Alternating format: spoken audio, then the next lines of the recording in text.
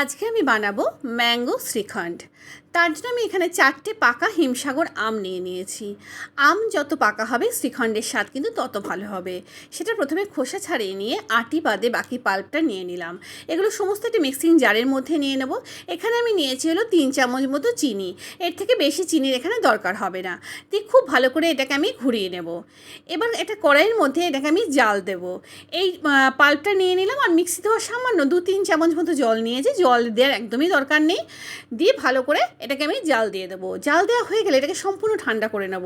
ঠান্ডা হয়ে গেলে একটা বাটির মধ্যে প্রথমে হ্যাঙ্কার নিয়েছি, তারপরে সেটাকে ভালো করে ফেটিয়ে নিয়ে তার মধ্যে কিছুটা আমের পাল্পটা দিলাম, তারপর সেটাকে ভালো করে ফেটিয়ে নিলাম। তার মধ্যে দিলাম কনডেন্স মিল্ক, তারপর আবার বাকি আমের যে পাল্পটা আছে সেটা দিয়ে খুব ভালো করে ফেটানো হয়ে গেলে এটাকে সম্পূর্ণ ঠান্ডা করব।